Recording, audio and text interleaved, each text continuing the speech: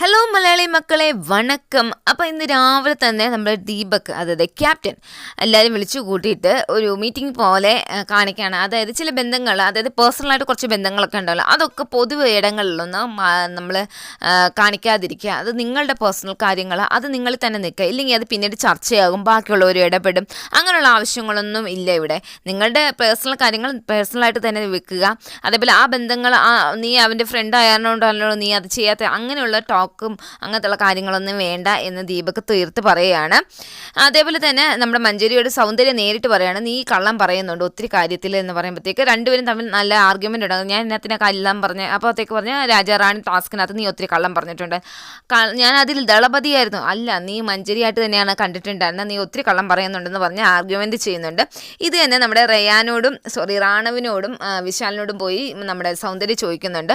അപ്പോൾ നേരയുടെ കള്ളമല്ലടാ, മാറ്റി അവൾ സംസാരിക്കുന്നത്. പക്ഷെ നമുക്ക് ഓപ്പോസിറ്റ് നിൽക്കുന്ന ആൾക്ക് ചിലർക്ക് കള്ളമായിട്ട് തോന്നാം, ചിലവർക്ക് ഒരു കൃത്യമായിട്ടുള്ളൊരു ക്യാരക്ടർ ഇല്ലാത്ത ഒരു വ്യക്തിയായിട്ട് തോന്നാം എന്ന് രണ്ടുപേരും കൂടെ ആൻസർ ചെയ്യുകയാണ്.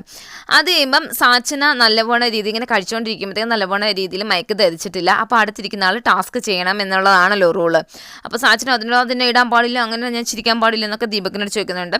അപ്പോൾ ദീപക് പറയുകയാണ്, നീ ചിരിക്കുവോ ചിരിക്കാതിരിക്കുക, അതൊക്കെ നിൻ്റെ പേഴ്സണൽ, മൈക്ക് കറക്റ്റായിട്ട് ഇടണം, ഇല്ലെങ്കിൽ അടുത്തിരിക്കുന്ന ആൾ ടാസ്ക് ചെയ്യണം. അങ്ങനെ മുത്തുക്കുമാർ എല്ലാവരോടും പറയുന്നുണ്ട്, മൈക്ക് കറക്റ്റായിട്ട് ഇടണം, ഇല്ലെങ്കിൽ അടുത്ത ആളിരിക്കുന്ന ആൾ ടാസ്ക് ചെയ്യേണ്ടി വരും, നിങ്ങളത് ഓർത്ത് നിൽക്കുക എന്നൊക്കെ പറയുന്നുണ്ട് കേട്ടോ. അത് കഴിയുമ്പോൾ നമ്മുടെ തർഷികയും അൻഷിതയ്ക്കും ഇടയിൽ വലിയൊരു പ്രശ്നം ഉണ്ടാവുന്നുണ്ട്. അവർ രണ്ടും ഇപ്പം നല്ല രീതിയിൽ സംസാരിക്കുന്നില്ല. കാരണം വിശാലിന് വന്നിട്ട് തർഷികയുടെ മേലൊരു ക്രഷ് ഉണ്ട്, അൻഷിതയോട് സംസാരിക്കുന്നുണ്ട്. എനിക്ക് തോന്നുന്നു ഒന്നെങ്കിൽ രണ്ടു പേർക്കും വിശാലിനെ ഇഷ്ടമാണ്, ഇല്ലെങ്കിൽ തെറ്റിദ്ധാരണ, അൻഷിതയോട് വിശാലിന് സംസാരിക്കുന്നത് തർഷികയ്ക്ക് ഇഷ്ടമില്ല. അതാണ് തെറ്റിദ്ധാരണ എന്നുള്ളൊരു കാര്യം അവിടെ വരുന്നുണ്ട്. അതായത് ഒത്തിരി കളിയാക്കലൊക്കെ നമ്മുടെ അൻഷിത കളിയാക്കുന്നുണ്ട്. അപ്പോൾ അതിൻ്റെ ബേസിൽ തർഷികയ്ക്ക് ഒരു തെറ്റിദ്ധാരണ വന്നതാവാം, ഇല്ലെങ്കിൽ രണ്ടു പേർക്കും ഇയാളെ ഇഷ്ടമാണ്, അതാണ്. അപ്പം രണ്ടുപേരും കൂടെ സംസാരിക്കുന്നില്ല, അതിൻ്റെ പേര് കരച്ചിൽ. ആനന്ദിയും പവിത്രയും ഇടനിലക്കാർ അവിടെ തർഷികയുടെ ഒക്കെ സംസാരിക്കുന്നു, അൻഷിതയുടെ ഒക്കെ സംസാരിക്കുന്നു. അൻഷിത പറഞ്ഞു, എനിക്ക് അങ്ങനെയില്ല, എനിക്ക് വെളിയിൽ ഇതിനെക്കാട്ടി വലിയ പ്രശ്നങ്ങൾ നടക്കാൻ ഞാൻ എന്താണ് വിചാരിച്ചു, എനിക്ക് ഫ്രണ്ട്ഷിപ്പ് മാത്രമേ ഉള്ളൂ എന്നൊക്കെ അൻഷിത പറയുന്നുണ്ട്. അപ്പോൾ ദൂതുപോലെ ആനന്ദിക്ക് പറ്റിയ ഒരേ ഒരു ജോലി ഇത് മാത്രമേ ഉള്ളൂ കേട്ടോ. അത് കഴിയുമ്പോഴാണ് നമ്മുടെ ടാസ്ക് വരുന്നത്. അതായത് നീയും ബൊമ്മ നാണും ബൊമ്മ. അതായത് ഗാർഡൻ ഏരിയയിൽ ഒരു ബാത്ത് ടബ് പോലത്തെ ഒരു ടബുണ്ട്, അതിനകത്ത് നിറച്ചും ബോളുകളുണ്ട് കേട്ടോ. അതിനകത്ത് എല്ലാവരുടെയും പേര് എഴുതിയിട്ടുള്ള ബൊമ്മയുണ്ട്.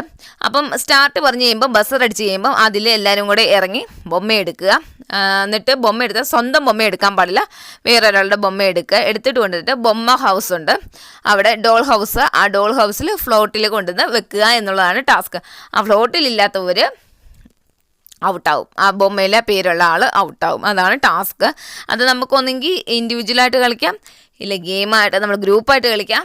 പിന്നെ ആര് വെളിയിൽ പോകണം, ആര് അകത്തിരിക്കണം എന്നൊക്കെ നമുക്ക് ചിന്തിക്കാം. അങ്ങനെ ഇച്ചിരി ഗ്രൂപ്പായിട്ടൊക്കെ കളിക്കുന്നുണ്ട് കേട്ടോ. അതായത് നിൻ്റെ ബൊമ്മ ഞാൻ എടുക്കാം, എൻ്റെ ബൊമ്മ നീ എടുക്കുന്നൊക്കെ പറഞ്ഞിട്ട്.